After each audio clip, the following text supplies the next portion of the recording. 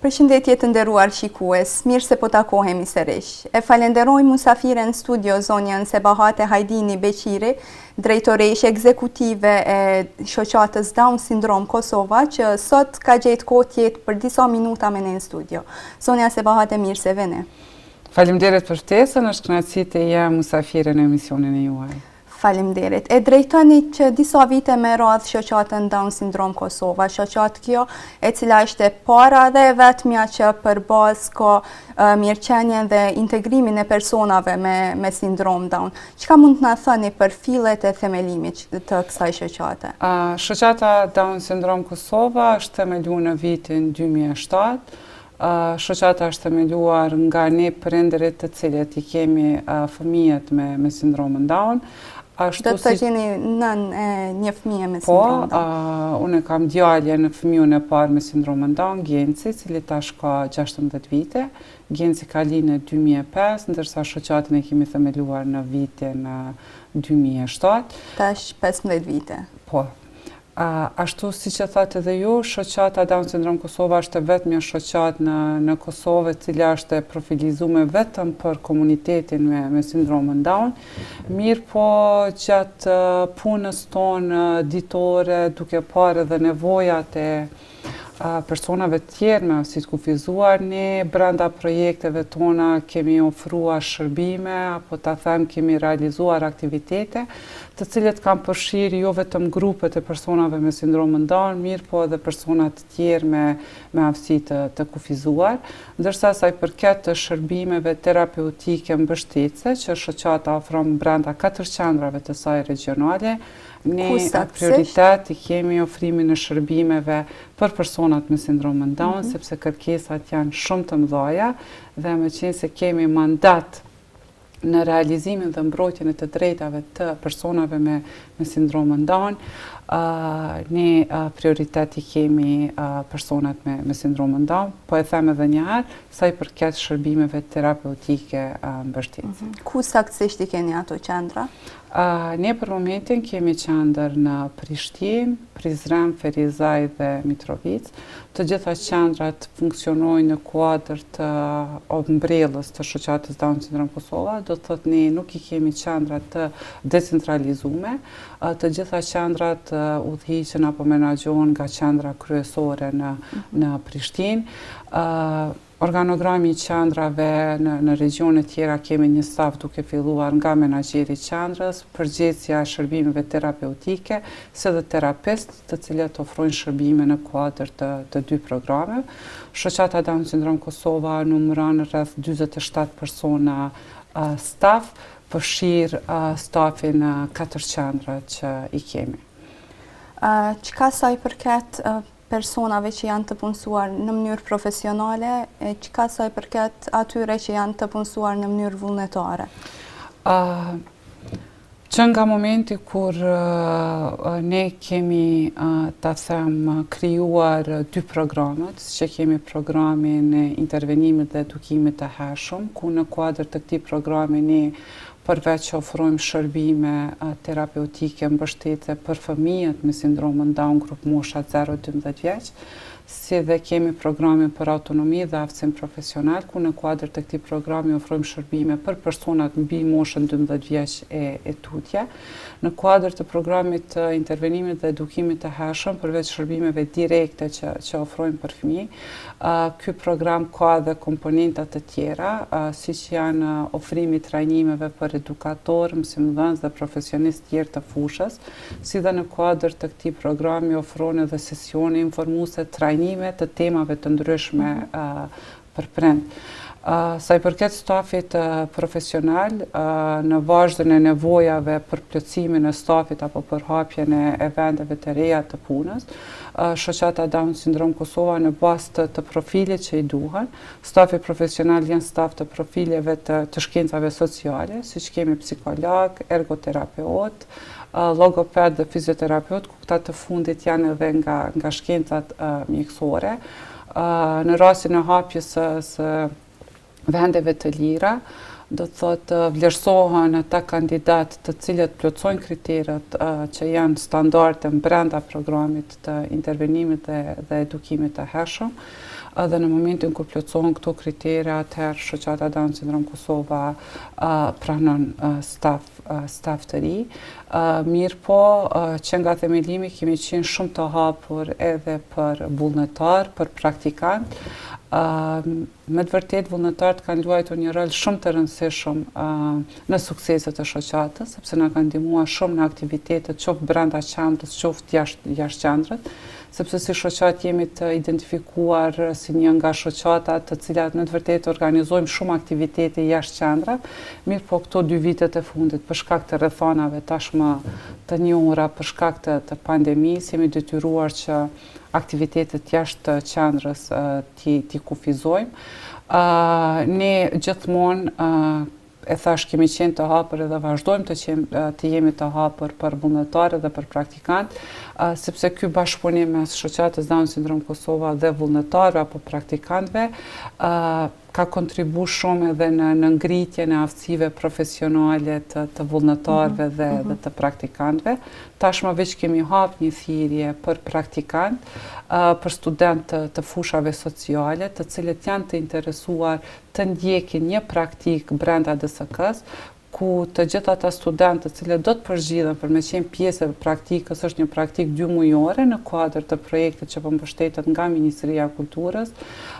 do të mbikëqyren nga stafi profesionist i shoqatës dhe mendoj që kjo është një eksperiencë shumë e mirë në avansimin e njohurive profesionale të studentëve. Le të shërbej si thirrje edhe për shikuesit që na ndjekin tani. Zonja Sevahati, çka sa i përket qendrave ku ju nuk ofroni shërbime? Më herët e përmendet se jeni të hapur me aktivitete, po për shembull në Gjilan e patët një takim javën e kaluar në komunën e Gjilanit, a ka premtime se do të hapet edhe atje? Po, javën e kaluar ne kishim një takim me kryetarin e Gjilanit. Ne në Gjilan për momentin kemi vetëm një zyre informuese. Mirë po, kushtet fizike të asaj zyre, ne jemi të vetëdijshëm që prej fillimit kur e kemi marrë zyren dhe në vazhdimsi kemi prezantuar kërkesën tek komuna, që kjo zyre nuk i plotëson nevojat për shërbimet të cilat i ofrojmë, po flas për shërbimet terapeutike mbështetëse dhe javën e kaluar ne u takuam me kryetarin, ku agjenda e takimit ishte adresimi i nevojave të shoqatës për krijimin e mundësive që shoqata të ketë mundësi të ofrojë shërbime terapeutike, sepse kemi edhe shumë kërkesa nga prindrit e Gjilanit, që shërbimet që kemi në qendra tjera ti dërgojmë ta them edhe në Gjilan, po ashtu përveç Gjilanit kemi kërkesa edhe nga komuna tjera ku ne nuk kemi qendër, mirë po për neve është shumë sfiduese të hapim një qendër që ofron shërbime të cilat tashmë i ofrojmë në 4 qendra ku ne ekzistojmë, pa pasur një mbështetje nga komuna përkatëse. Sepse shërbimet të cilat ne ofrojmë ka një kosto të lartë financiare dhe ne çdo shërbim që ofrojmë pa pagesë. Po dua të ndaj me juve veç një shembull që për të vendosur në pas se sa është kosto e shërbimeve terapeutike. Për shembull, një seancë e logopedit, ta them, nëse një person me sindromin Down e merr në qendrat private apo në ordinancat private tashmë që ka kaluar dhe një praktik hapja e qendrave të tilla, ka kosto financiare nga 10 deri në 15 euro një seancë terapeutike, ndërsa ne kemi fëmijë të cilët marrin seanca terapeutike 3 apo 4 herë në javë, varësisht nga vlerësimi që i bëhet fëmijët nga ekipi multidisiplinar i shoqatës. Mirë po ne shpesh apo ta them kështu edhe praktikojmë që shërbimet të paktën 3 seanca terapeutike apo në rastin 4 maksimumi t'i ofrojmë për një fëmijë, sepse ne gjithmonë duhet ta kemi parasysh edhe faktin që edhe fëmijët tjerë ka nevojë për këto shërbime, kështu që gjithmonë mundohemi ti ti balancojmë, edhe pse gjatë vlerësimit prindi njoftohet nga ekipi multidisciplinar apo nga ekipi profesionist ta them, që në bazë të vlerësimit fëmiu ka nevojë për 5 apo 6 seanca terapeutike, mirë po mundësitë të shoqatës janë për 4 seanca t'i ofroj, ndërsa prindi nëse ka mundësi apo nëse zgjidhje që ato 2 seanca tjera ti gjej apo t'i ofroj fëmiu dikun tjetër është i lirë, e rëndësishme është që ne jemi korrekt në raport me vlerësimin e fëmijët dhe çdo informacion e ndajmë tek prindi mbi nevojat që stafi identifikon tek fëmiu. Zonja Sebahate, sa është e vështirë të koordinoni punët që të njëjtat aktivitete që zhvillohen në qendrën në Prishtinë të zhvillohen edhe në qendra të tjera? Unë du të kisha thënë vështirësi më shumë paraqet qëndrueshmëria financiare, sepse tashmë ne veç kemi kriju ta them një strukturë të brendshme, qoftë të shërbimeve të cilat ne ofrojmë. Ne tashmë jemi edhe të licencuar edhe nga Ministria përkatëse për ofrimin e shërbimeve sociale dhe të 2 programet i kemi të akredituar nga Ministria e Arsimit. Mirë po me qenë se vendi ynë ende nuk e praktikon ta them një sistem ku shërbimet të cilat i ofron qoftë shoqata apo shoqata të tjera, sidomos shoqata të cilat janë të licencuara, të kemi një sistem i cili në vazhdimsi do të mbështetë shërbimet. Ne ende ta them Ministritë përkatëse apo edhe komunat praktikojnë mbështetjen financiare përmes thirrjeve për projekt propozime. Dhe i gjithë ky proces është një proces i cili merr kohë, nga momenti kur hapet thirrja, koha kur aplikon në thirrjen, koha derisa të vlerësohen në projektet dhe shumica e projekteve në bazë të thirrjes ku edhe specifikohet shuma financiare, janë shuma të cilat kur planifikohet plani punës, ta them këtë rast i shoqatës, është shumë të cilën ti për atë periudhë kohore ke mundësi për 6 muaj apo për 9 muaj me mbulu një pjesë të terapezve përmes projekt propozimeve. Dhe nuk ke mundësi me mbulu një pjesë shumë të madhe të terapezve, sepse thirrja të kufizon dhe ne në vazhdimsi përmes iniciativave të ndryshme, përmes aktiviteteve që kanë për qëllim ngritjen e fondeve, mundohemi që këtë zbrastirën e fondeve ta mbulojmë përmes fondeve të cilat vijnë në shoqat apo përmes njerëzve të vullnetit të mirë, sepse ne kemi edhe shumë raste qytetarë të cilët vinë dhe shprehin dëshirë të kontribuojnë në shoqat apo bizneset, kemi raste edhe nga diaspora. Më të vërtetë unë ndihem shumë mirë që puna që bën shoqata Down Syndrome Kosova ka kalu kufejt e Kosovës dhe puna jonë vlerësohet shumë edhe nga diaspora dhe në vazhdimsi kemi një mbështetje për qytetarëve tonë të cilët jetojnë në diasporë. Mirë po bazu në krejt këto resurset, ta them, financiare që për momentin ne i kemi,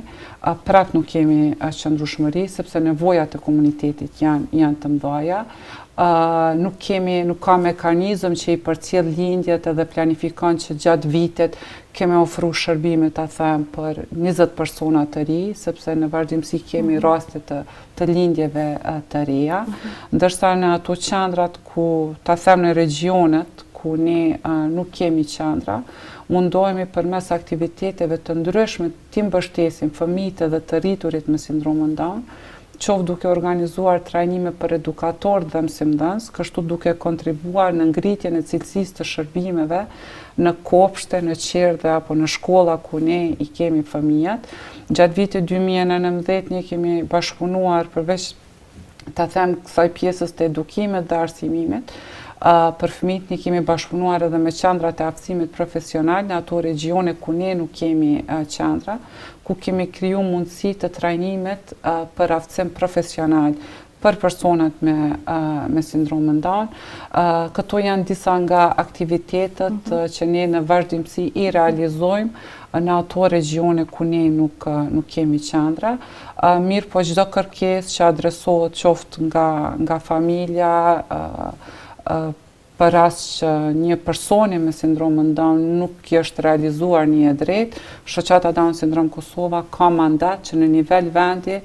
të mbrojë dhe të punojë për realizimin e të drejtës të një personi me sindromin Down. Kur jemi të kjo pikë, zonja Sebahat, ju vetë jeni me profesion juriste dhe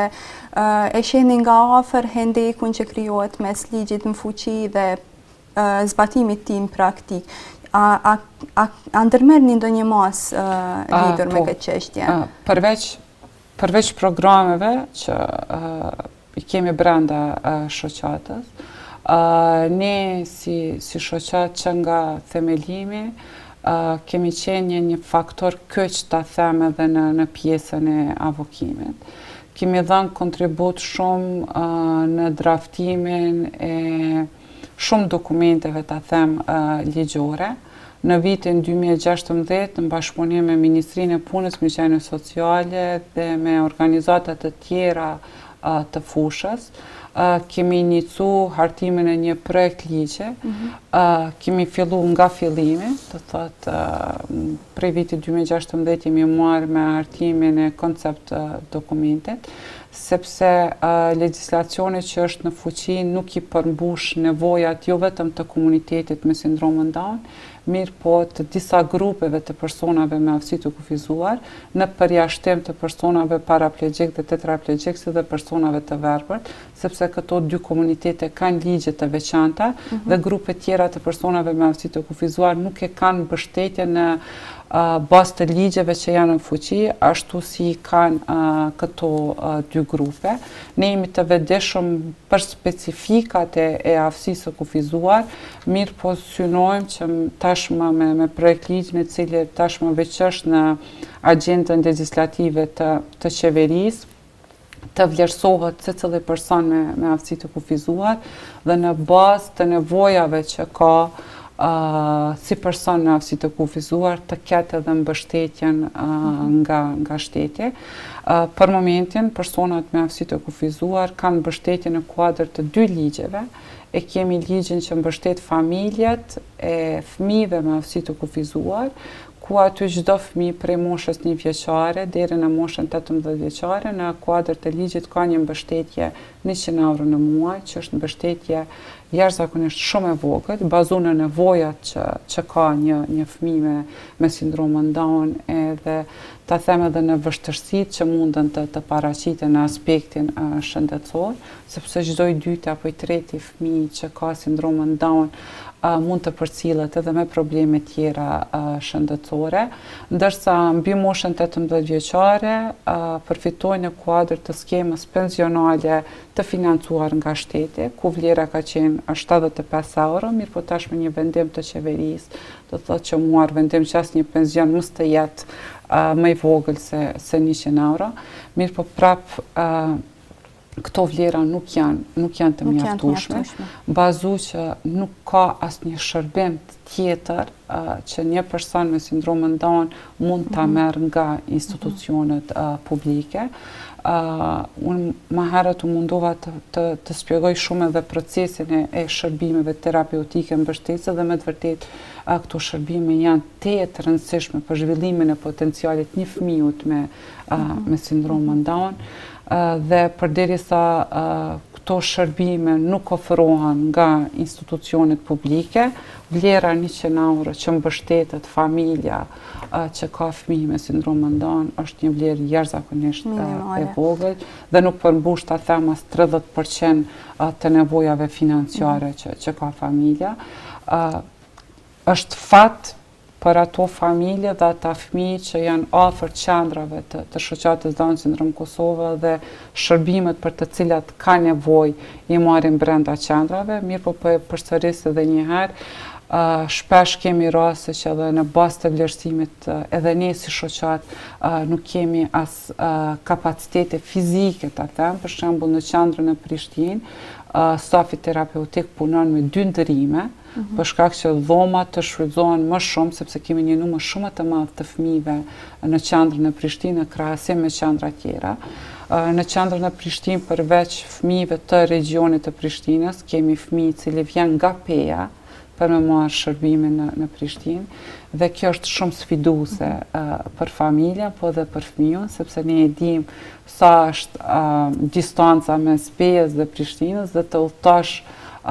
3 herë në javë edhe mbas rrugës të vesh edhe në seancë, normal që është e lodhshme për fëmijën. Mirë po, këto janë kapacitetet e shoqatës. Ne jemi shumë të hapur edhe në vazhdimsi me ato komunat ku nuk kemi qendra, kemi adresuar kërkesën tonë. Sidomos komunat në të cilat ne nuk kemi qendra duhet të vlerësojnë ofrimin e bashkëpunimit nga shoqata Down Syndrome Kosova. Po e them me përgjegjësi të plotë, shërbimet që ne ofrojmë janë shërbime profesionale, dhe mendoj që do të ishte edhe një punë e mirë për komunën, apo ta them ka një organizatë që po i ndihmon edhe po e kryen punën e komunës në këtë rast, sepse komuna duhet të mendojnë për qytetarët e tyre. Në rastin specifik tash po flasim për personat me sindromën Down. Dhe përderisa e ka një shoqatë e cila po ofron bashkëpunim dhe po zotohet që shërbimet e saj dhe do të merret krejt edhe me këtë çështjen, ta them, të organizimit të shërbimeve, të sigurimit të stafit, vetëm që shërbimet t'i ofroj afër komunitetit, afër komunës ku ata jetojnë, komunat këtë rast duhet ta vlerësojnë shumë këtë ofertë, ta them, dhe të bëjnë të pamundurën, të bëjnë një planifikim më të mirëfillt buxhetor, që të ndahet një fond për mbulimin e shërbimeve për të cilat kanë nevojë komuniteti. Ma e pakta që mund të bëjnë apo jo.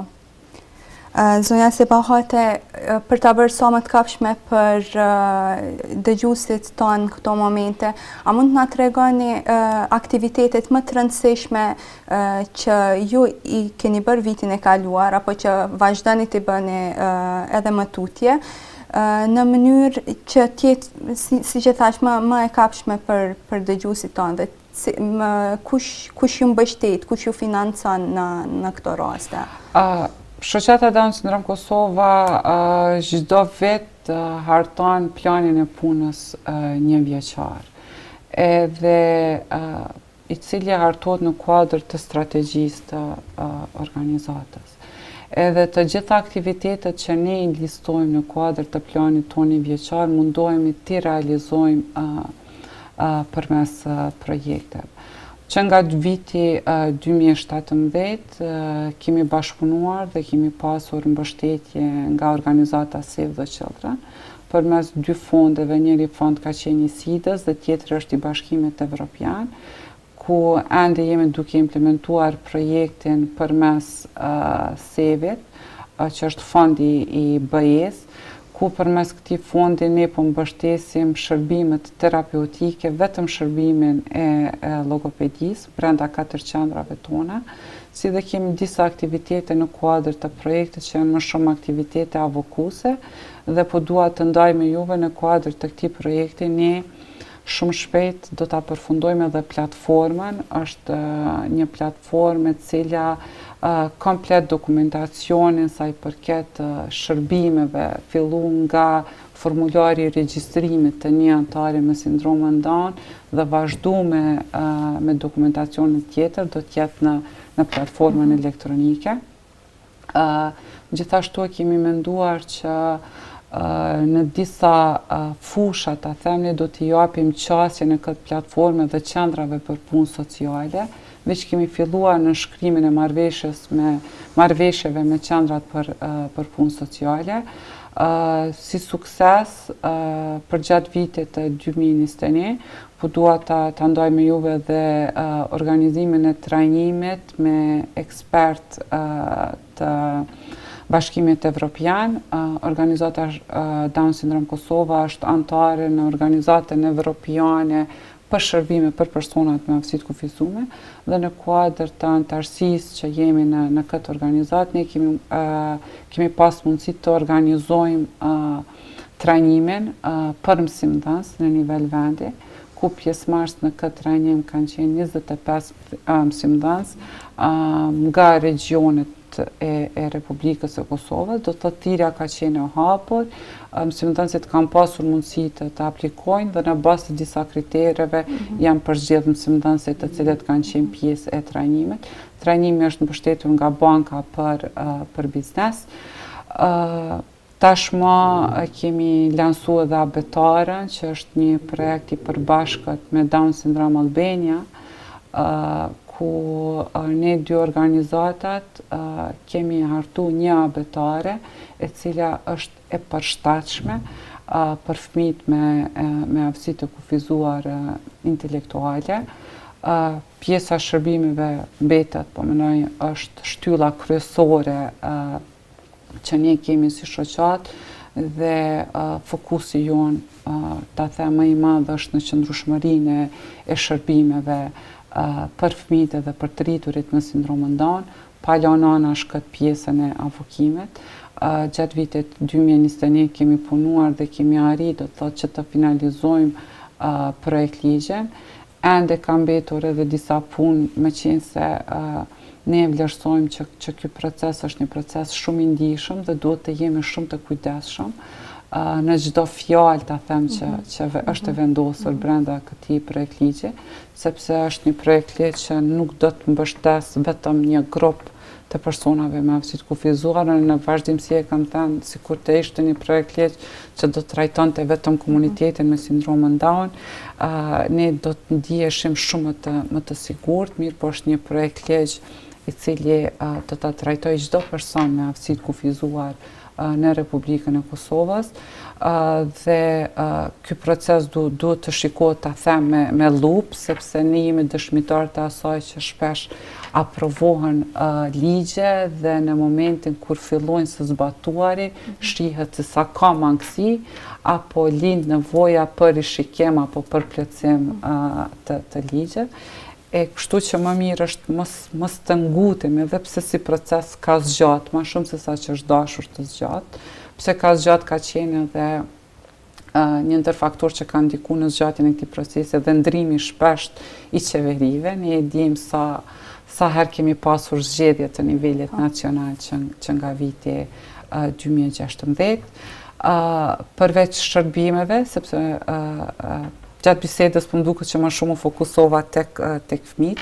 Në kuadër të programit për autonomi dhe aftësim profesional, gjatë vitit 2021 kemi bashkëpunuar shumë edhe me biznese, ku kemi arritur edhe të punësojmë persona me sindromën Down, sepse programi për autonomi dhe aftësim profesional ka për qëllim që përveç që t'i përgatit personat me sindrom Down për jetesë të pavarur, po e them për jetesë të pavarur, po fokusona më shumë për jetesë të pavarur brenda shtëpisë, mirë po në terma më të gjana, ta them, jetesa pavarur nënkupton edhe kur një person bëhet i pavarur edhe në aspektin financiar. Programi ka luajtur dhe vazhdon të luajë një rol shumë të rëndësishëm në përgatitjen e anëtarëve me sindromën Down për treg të punës. Në këtë program, përveç anëtarëve me sindromën Down, ne kemi pasur dhe vazhdojmë të kemi përfituese dhe persona tjerë me aftësi të kufizuar intelektuale, sepse kemi kërkesa nga prindrit, mirë po kanjëherë jemi të kufizuar, ta them, të ofrojmë shërbim për anëtar të tjerë me aftësi të kufizuar intelektuale, sepse prioriteti kemi personat me sindromën Down. Pa marrë parasysh që ekziston, ta them, dëshira dhe edhe vullneti, mirë po përderisa kemi kërkesa të shumta nga personat me sindromën Down, ne vendosim prioritet personat me sindromën Down, ndërsa në momentin kur krijon mundësi që të kyqem edhe persona tjerë, ne me këto kapacitete që i kemi mundohemi që t'jemi afër, ta them, apo t'i përfshijmë me programet tona. Për të mos ngel borxh, sepse jemi në fund të emisionit, kur ishim në vizitë te qendra juaj, e pam nga afër se si funksionante kafiteria dhe ju na treguat pak a shumë që në vazhdon e shërbimeve që ju i ofroni, ofroni edhe mjaltin, ofroni gjemin, edhe kartolinat po ashtu, ishte koha kur... Në kuadër të programit për autonomi dhe aftësim profesional ne kemi edhe punëtori të cilat veç i cekët ju, punëtoria paketimit të mjaltit, punëtoria prodhimit të gjemit, këto dy punëtori gjenden në qendrën në Prishtinë, punëtoria e kartolinat, kartolinat të gjitha janë punim dore, që punohen nga personat me sindromin Down, familjarët dhe është stafi përgjithës i cili mbikëqyr punëtorinë, se dhe kemi një numër të konsiderueshëm të vullnetarëve, të cilët na ndihmojnë në punëtorinë e kartolinat. Punëtorinë e prodhimit të qireve kemi në qendrën tonë në Prizren, ndërsa punëtoritë e kartolinave kemi të shtrira në 4 qendrat ku ne funksionojmë. Përveç këto punëtoritë cilat ne kemi, kanë luajtur një rol të rëndësishëm në ngritjen e fondeve. Këto punëtori kanë luajtur një rol dhe vazhdojnë të luajnë një rol shumë të rëndësishëm në përgatitjen e të rive me sindromin Down për treg punës, përfshirë dhe kafiterit. Kafeterinë e kemi në Prishtinë, e kemi në Ferizaj dhe në Prizren. Jeni vetë nën e një djali me sindrom Down dhe e shihni se sa shoqëria edhe pse mundohet ta përfshi nuk ja del gjithmonë, i ndajnë, sikur i stigmatizojnë. Çfarë mendimi keni për këtë çështje? Sa ka ndryshuar kjo formë të mendimit këto vitet e fundit? Nëse bëjmë një krahasim, po flas për nivelin e vetdijes të shoqërisë,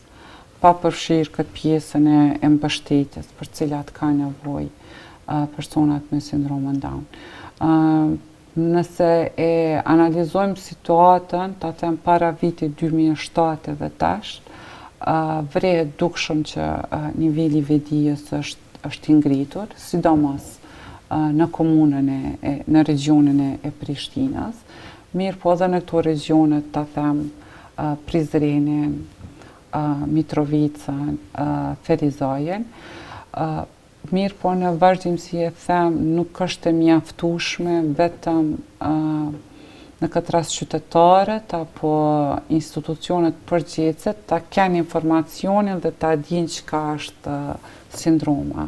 Normal është shumë e rëndësishme që të dinë rreth sindromës, tashmë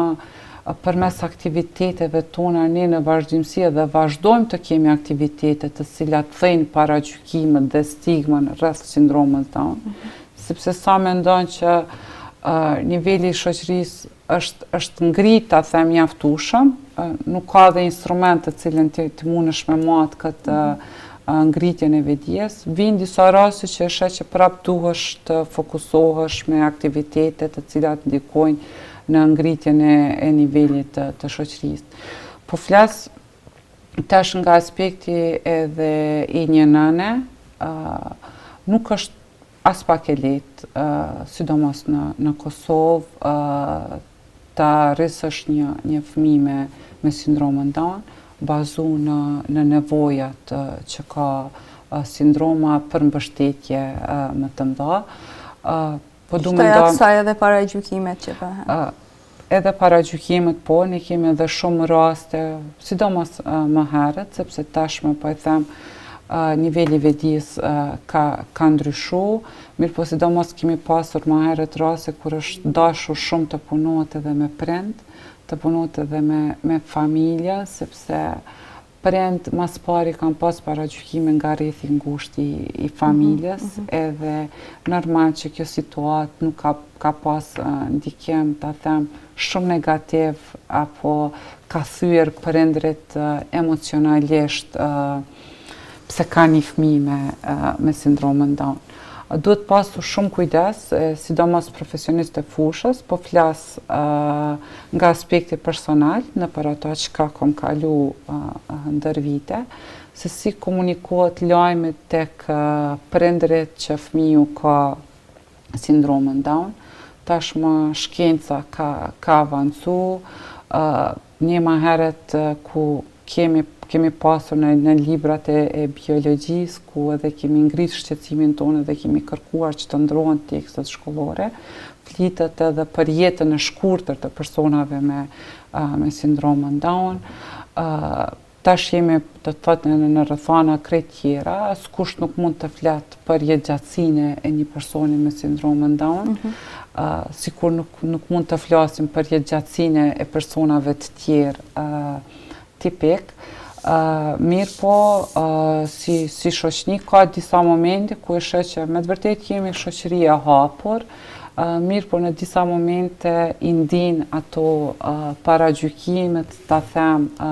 jo vetëm rreth personave me sindromën Down, po në përgjithësi ndaj personave me aftësi të kufizuar. Urojmë që në natë të tilla që paragjykimet i kthejnë në vullnet për punë të kemi sa më shumë Kosovë. Unë gjithmonë e them edhe